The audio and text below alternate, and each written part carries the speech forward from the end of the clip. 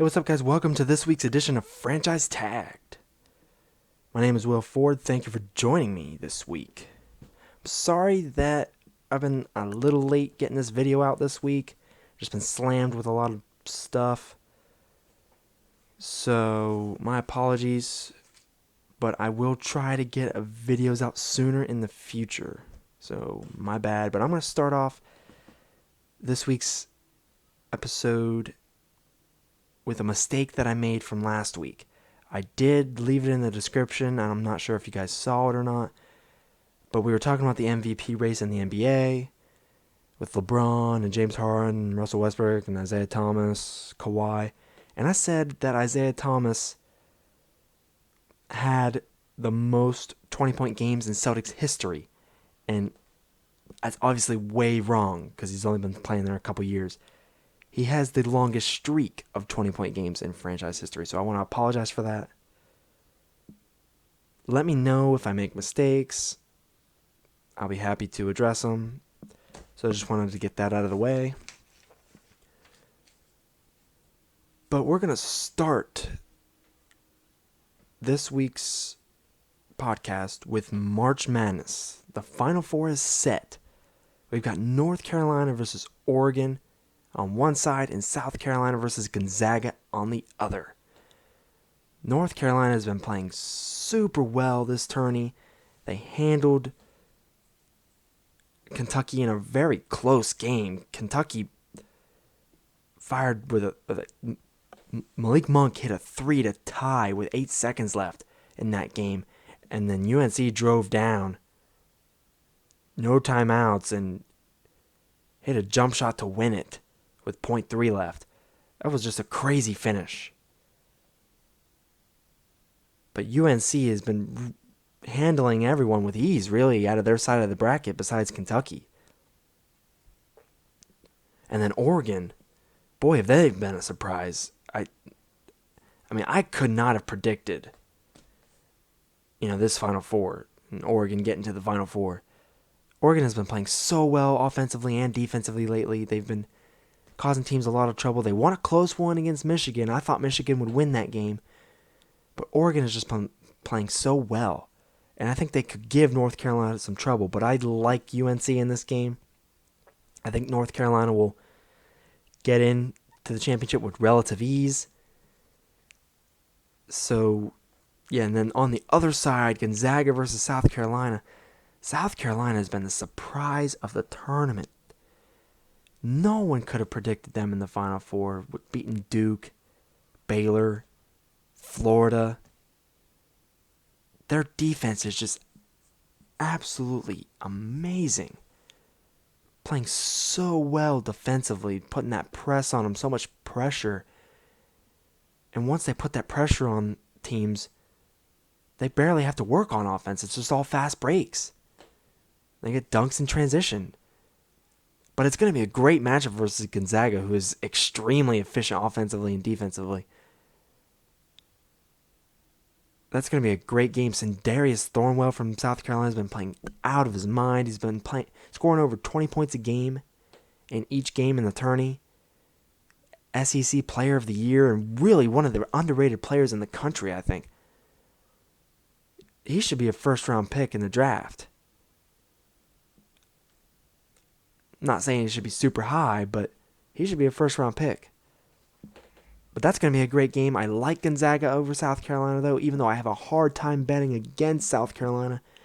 But I'm going to stick to my guns here, and I'm going to stick with my original pick and put Gonzaga in the championship versus UNC.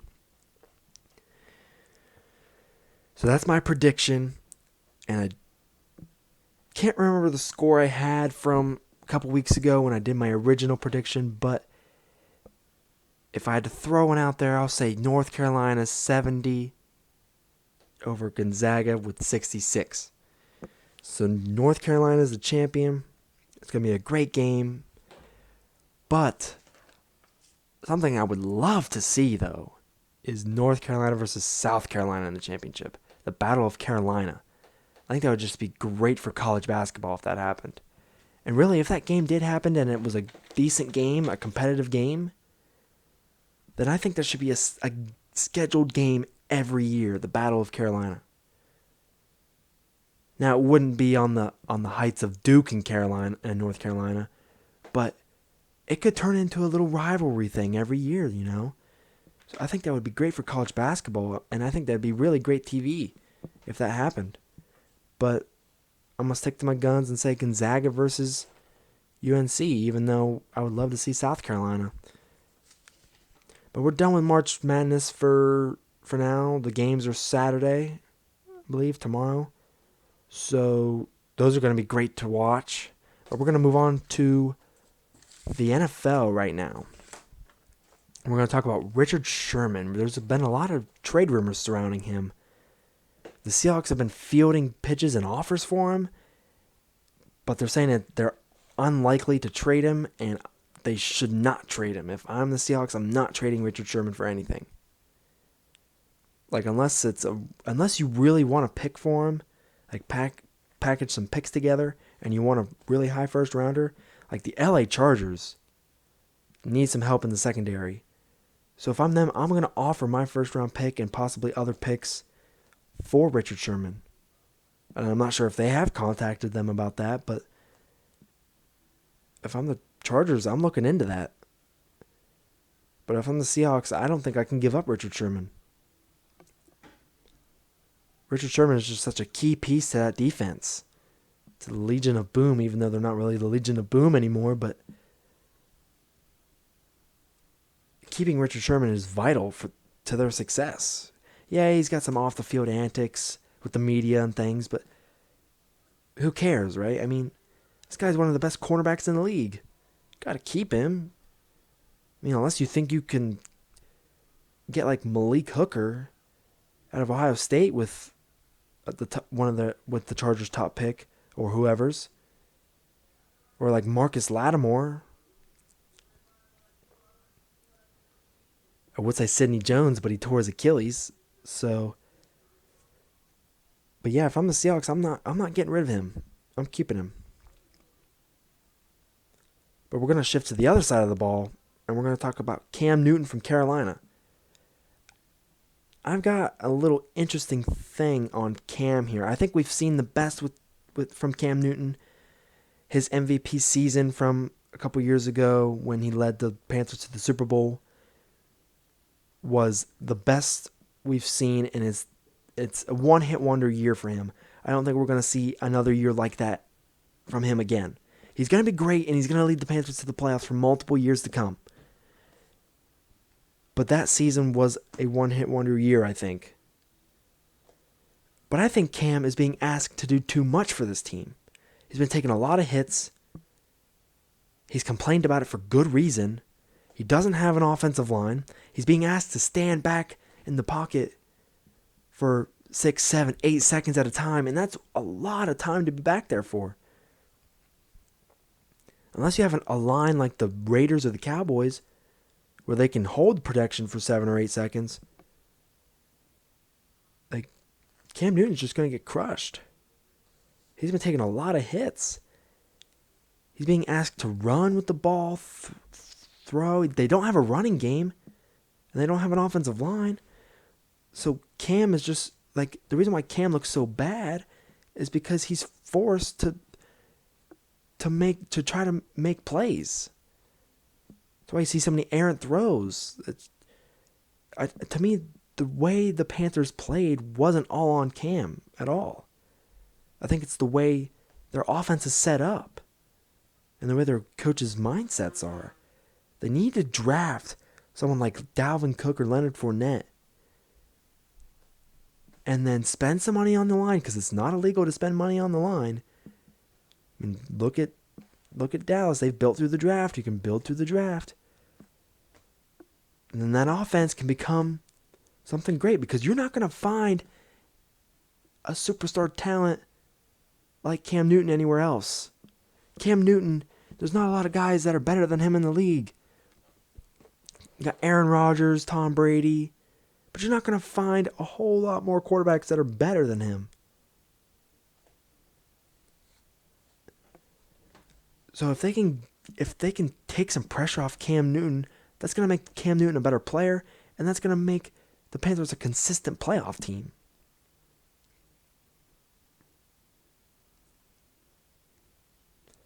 But now we're gonna talk about the Dallas Cowboys. Now we're gonna move over a division. And the Dallas Cowboys have done some good things. They just re-signed Jason Witten to a 4-year extension worth $29.6 million.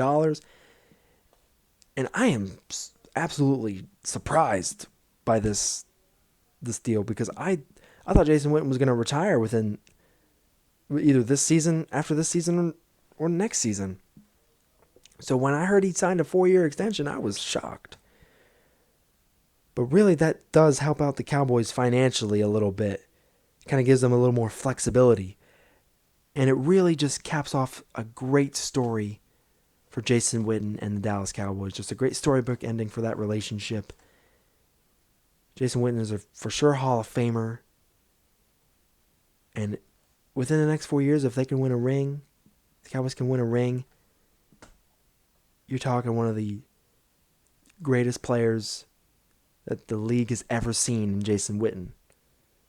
He's so reliable, and it's such a great target for Dak. Jason Witten can teach Dak, because Dak is still learning, even though he's a sensational young quarterback. So keeping Jason Witten gives you stability. I wanted the Cowboys to go out and get O.J. Howard in the draft to be Witten's successor. But now with him there for 4 more years, that's going to postpone that next tight end phase. And the Cowboys also got Scott Linehan back, their offensive coordinator. So that offense is still going to be under the same system, which is great with Zeke and Dak and Dez and the line and Witten.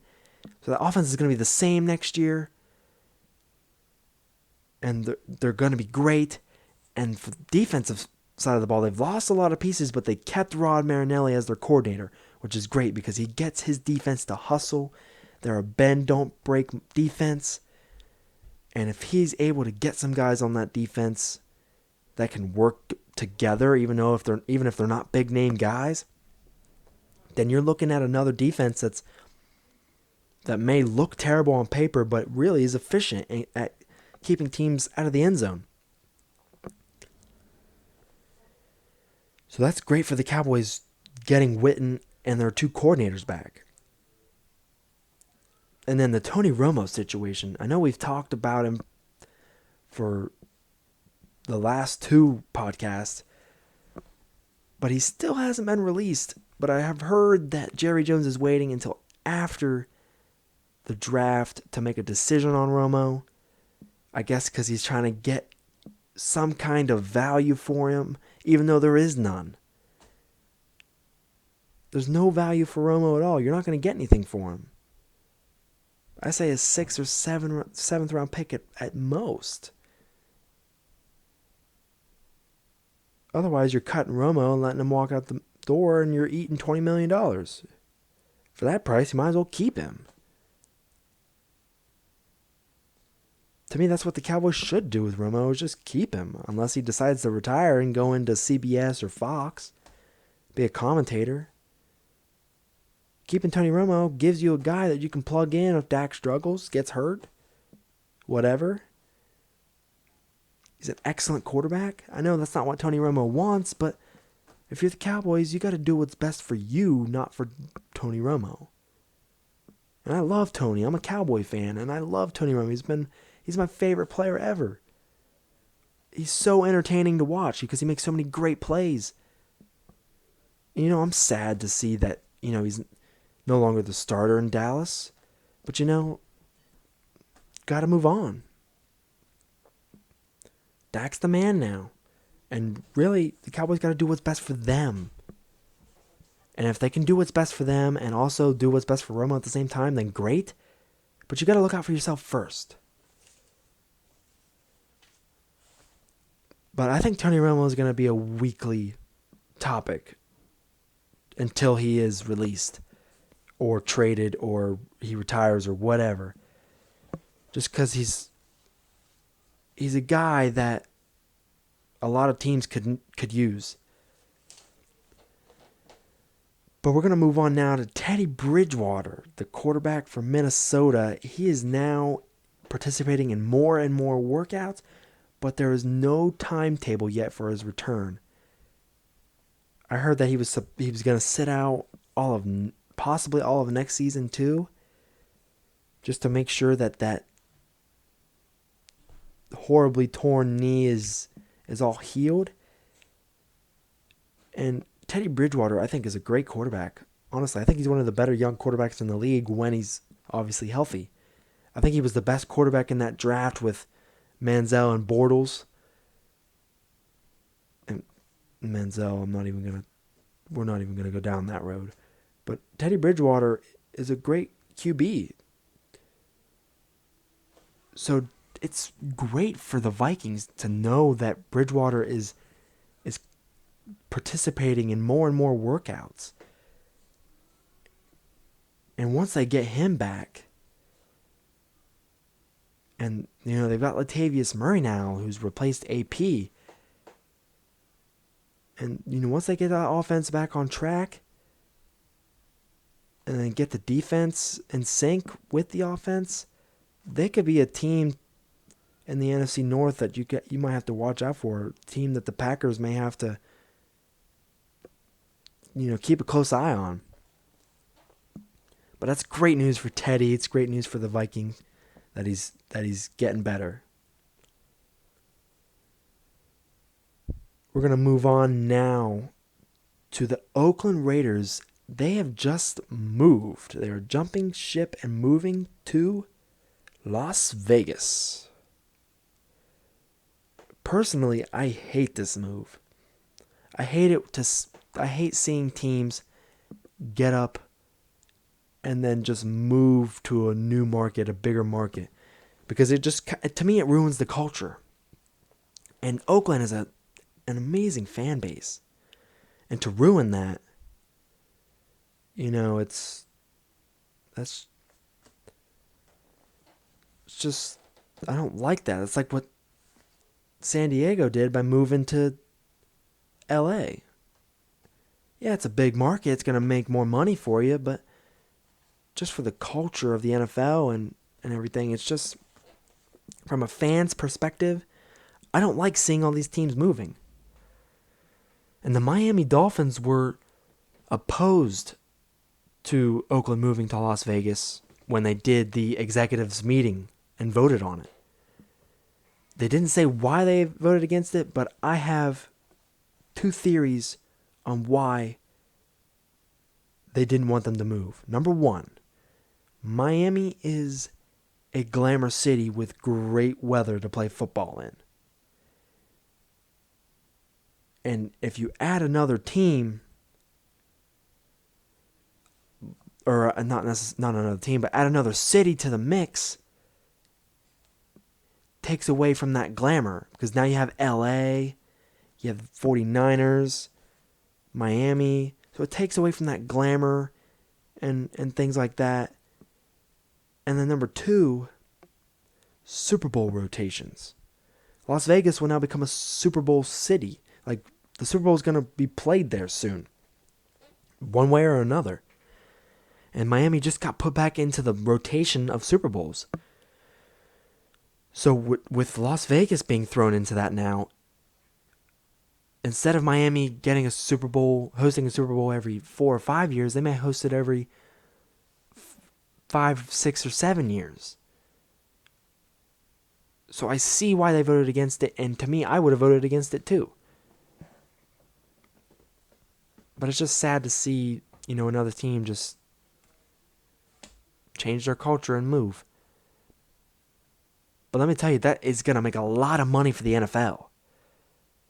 It's a big market because people spend so much money in Vegas. It's insane. And if they find out that a football game's going on in town, they're going to go and watch it. They're going to go and watch it. So that's more money for the NFL, which makes it a great move for the NFL. From a fan's perspective, I just don't like it. And then lastly, to finish off our discussion about the NFL, I wanted to talk about what the best quarterback situation would be for the Cleveland Browns. Now, they've said they are not going to trade their number one pick, and they shouldn't, because Myles Garrett is a can't-miss talent at number one. That kid is just an absolute stud. He is huge, and he's so quick and agile, and you just can't pass up on a guy like that. He's got that it factor. To me, I think he could have a bigger impact than J.J. Watt, honestly, here in a few years. Barring any injury or anything like that. So to me, trading their number one pick for a quarterback or drafting a quarterback with a number one pick would just be completely stupid. What they should have done, to be honest, is keep RG3 for now, build your offensive line around RG3 to keep him healthy, get more offensive weapons, build up your defense with Myles Garrett there, and then move on from RG3 and find a guy. Don't trade for a quarterback. You've already went through 30 of them in the past 30 of them in the past 15 years or whatever. That's an exaggeration. Well, that may not be an exaggeration, to be honest. But they just need to stick with the guy for now, build around him, and then replace him if he's not doing what you want. The Browns just need to quit drafting quarterbacks every year. Because really, honestly, it's just getting old. Because they're just going to turn them to crap. These guys are going to get hurt because the offensive line isn't stable. And then you're back to the drawing board trying to find a new quarterback. I know the quarterback position is important, but so are the other positions on the field. Quarterback doesn't mean everything. It means a lot, but it doesn't mean everything. If you want to trade your 12th pick for a guy like Jimmy Garoppolo, even though I feel like Jimmy is probably way more valuable than a 12th pick, then do it. But otherwise, they're probably going to draft a guy like Mitch Trubisky or Deshaun Watson or Deshaun Kaiser or Pat Mahomes at number 12. Which, by the way, I think Pat Mahomes is the number one quarterback in the draft. I think he's not like Dak Prescott, but I feel like he's going to have that Dak Prescott kind of impact. That's just I have that vibe. That's what I'm feeling. That Pat Mahomes is going to be that next Dak Prescott. But just for me, for Cleveland, they just need to pick a guy and stick with him just for a while. Build around him through the draft, free agency. You have a butt ton of money to work with. Use it. You have Brock Osweiler too.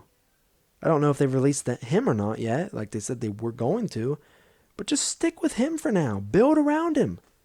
Who knows? He might play well. You may not have to use your draft pick on a quarterback. Build the defense. Build the offensive line. Stop drafting and signing quarterbacks every single year. You're just turning them to crap. The Browns are just a poorly run organization. You could put me back there. You could put a 7th grader who knows at least something about sports and put him in the GM role, the owner role, and I bet you he could do a better job than he or she could do a better job running that team and than who's there now. I mean, it's just ridiculous. It's just like just keep trying to find a hit.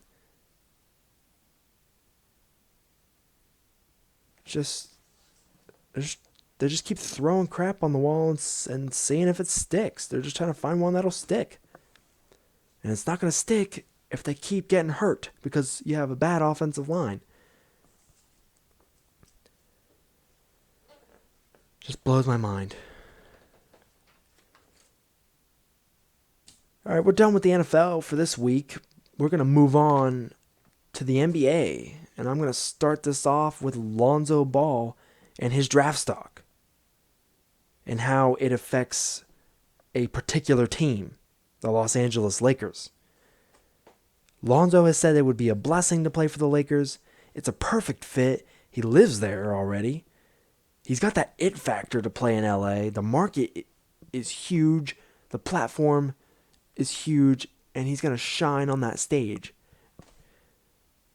But Lonzo losing to Kentucky in the March Madness tournament does not allow, or it allows for his stock to no longer rise, which is great for the Lakers. Because if his stock is not rising, he may not be the number one pick. It might be a guy like Markelle Fultz. So if his stock's not rising, that's great for the Lakers, because that means that they're probably gonna be in the 2-3 range of picks, either 2 or 3, because Boston's gonna get the first pick with that Brooklyn Nets pick, and then LA is gonna fall second or third. And if you can get Lonzo at second or third, it's gonna be great, because him losing, it actually really lowers his draft stock, really. Because right now, I don't think he'll go number one. He should go number one. I think he's number one, but I don't think he will go number one. Markelle Fultz will go number one. I haven't seen a lot of Markelle Fultz. Don't know a lot about him. I'm sure he's a great player. Sure sounds like he's great. I hope he's great. But if I'm a Lakers fan, and I want Lonzo on my team. So this is music to my ears that, Lonzo's stock is not going to rise anymore. And that should be music to the Lakers' ears. I'm sure they were glad that UCLA lost, because Lonzo did not play well in that game at all. De'Aaron Fox whooped him around. De'Aaron Fox is a top 10 pick in the draft, by the way. He's a stud. But anyways, this is music to the Lakers' ears, knowing that Lonzo's stock is no longer rising, and now that puts them in a better position. Because if his stock is continuing to rise, and the more likely he becomes number one pick, like, the Lakers would need the number one pick to get him. And right now they only have a 19.3% chance of getting the number one pick.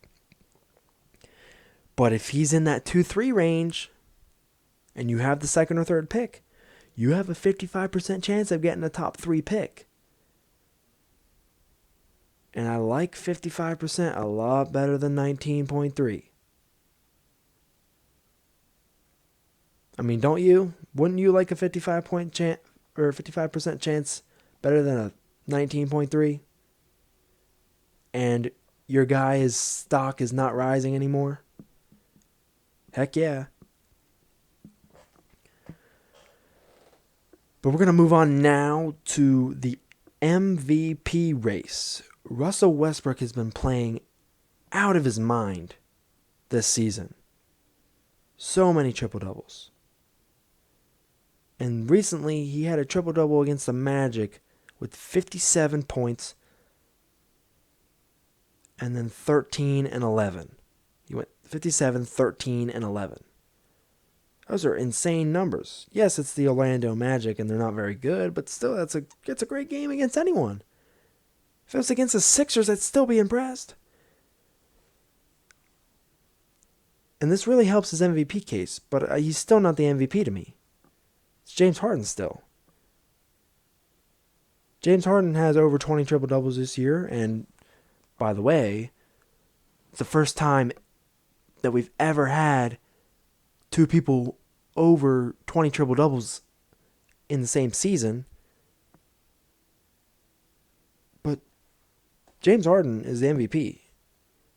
And Russ is still the MOP, the most valuable, the most outstanding. And James Harden's the most valuable. James Harden's got that LeBron feel where he makes everyone around him better, and he makes the right plays on offense.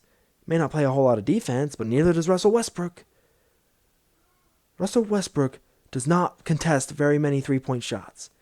DeAndre Jordan, a big man who's 7 foot contests more 3-pointers than Russell Westbrook. And you know what that tells me about Russell Westbrook? That he's padding his stats for boards. He's not guarding anyone. He's just going for the rebound. As soon as they shoot it, he's letting them shoot and then going in and getting the board. And these triple-doubles look great and all on paper, and they're impressive. They are. But when you're not winning games, or when you're not winning consistently, the numbers don't matter.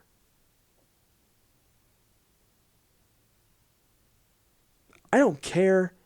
I don't care if I'm scoring 0 points a game or anything. And if my team's winning and I'm scoring 0 points a game, I'm fine with it. Because we're winning. Because winning is what matters. Not the numbers, not all the individual accolades. Yeah, they're nice. They're great. But wouldn't you much rather have a ring on your finger? Because I would.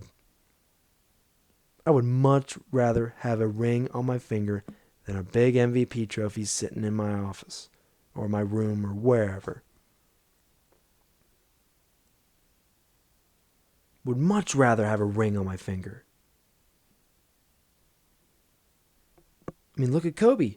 He only has 1 MVP. Probably should have won more. He's only got 1, and he's got 5 rings.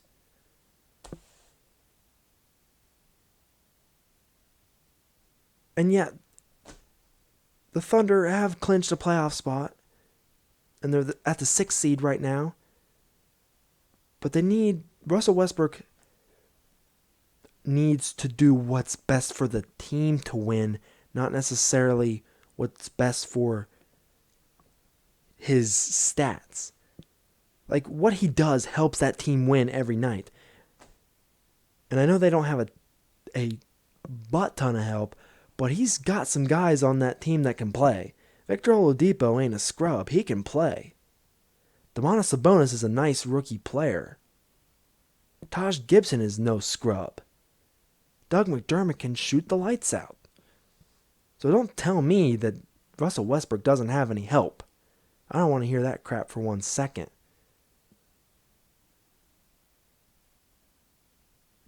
But to me, James Harden is still my MVP. Unless the Thunder go on a great run here this last stretch of the season. And if they do, then he might win MVP. And if he breaks that record, that triple-double record for a season. But James Harden, still MVP. We're going to shift gears now, and we're going to go to the Eastern Conference. The Cleveland Cavaliers have just absolutely self-destructed over the past month. They've went 6-10 this month. That's the second time in LeBron James' career that's ever happened where he's lost 10 games or more in a month. They're just playing absolutely horrible. They lost to the Bulls. They've gotten swept by the Bulls this year, and the Bulls don't even have Dwayne Wade. They have Jimmy Butler and Rajon Rondo and Michael Carter-Williams, and that's about all I know. There's no way the Cleveland Cavaliers should be getting swept by the Bulls. They maybe get beat once, but you get swept in the season series? Come on now. The Cavs, I don't even know if they're going to make it out of the East. I thought they would hang on to the number 1 seed in the East. They've lost it. The Boston Celtics have taken it now. IT4 and the Celtics have taken that number 1 seed from the Celtics. From the Cavs. Actually, the Celtics may not have even took it. The Cavs just gave it away. They're playing horrible. The Celtics or the Wizards actually might make it to the finals this year, or the Raptors. And then play the Warriors, and they're going to get swept. Or lose in 5. It won't even be an entertaining series. And Curry and Clay and Draymond will get their second title, and KD will get his first. Telling you what, the Cavs need to find their groove now, before the season ends. No excuses. Find the groove now. Get playing better so you can get to the finals and have the tiebreaker match between you and the Warriors and have another great 6 or 7 game series. Because last week or a couple weeks ago, I would have told you the Cavs have an easy road to the finals. Now it ain't looking like it. The Warriors are for sure going to go to the finals because they're playing out of their mind right now without KD. But the Cavs' self-destruction is just so surprising to me. They need to get it together fast. But since I just mentioned the Warriors, we're going to jump to them. They are now again the team to beat in the West. I thought the Spurs might take them over.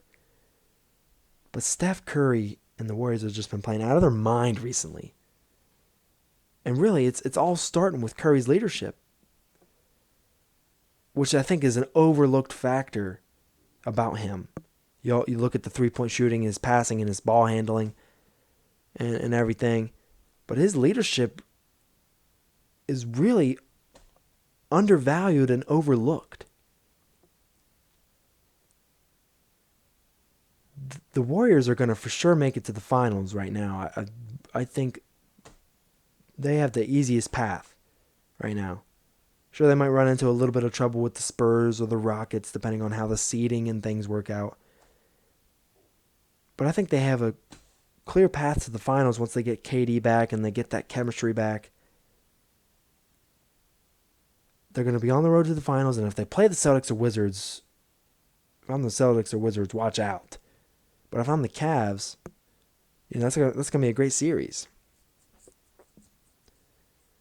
But Curry's leadership, his overvalued leadership, it's not in the way he leads with his voice or expression like Draymond, because Draymond's always constantly in the huddle yelling, pumping guys up, trash talking the other team.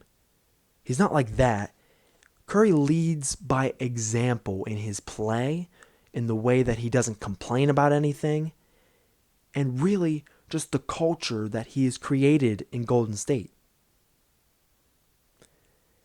He has created something in Golden State that is just unmatched anywhere else. He's created an enjoyable environment to play basketball. He is a uber media friendly guy. And he's created an atmosphere that is, you can just fire from anywhere. Threes from all over the place. Threes from half court. You can just shoot from anywhere. And I think that Steph Curry is the whole reason why Kevin Durant went to Golden State. I think KD wanted to play with Steph Curry because of the culture that Steph Curry created.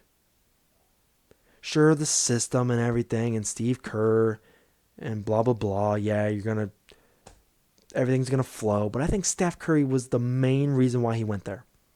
And I don't blame him. I would want to go play with Steph Curry. Go and have fun. Gosh, Steph Curry does his work early and then he just has fun. Does all these celebrations on the bench, watching Clay shoot or watching other guys shoot. It's just fun. It's a fun environment that he's created there.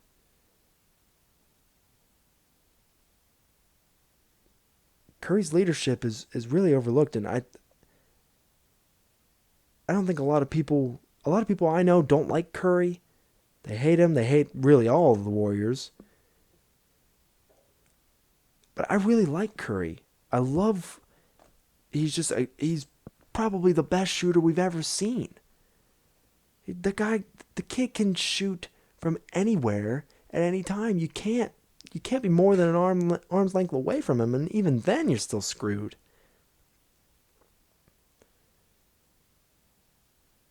And he's an extremely relatable guy. Kids want to be like him. People say they want to be like LeBron, but not everyone's going to be a freak athlete like LeBron James. Kids want to shoot.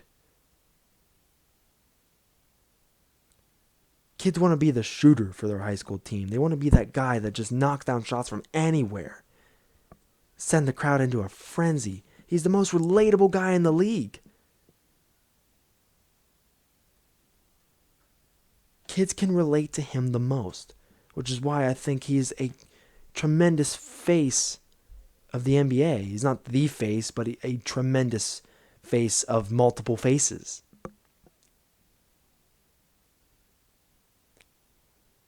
Curry's a great player. He's on a great team that's really playing well. They're going to move on to the finals. Probably win if it's not the Cavs who they're playing. But even then, I still think I'm going to take the Warriors. Just because I don't like the look of the Cavs. Even if they find their groove, I think they'll lose it again. I can't trust them.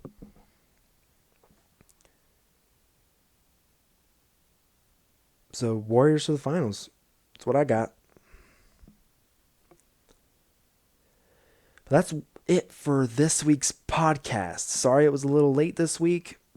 I'm going to try to get them out earlier. Make sure you hit like and subscribe.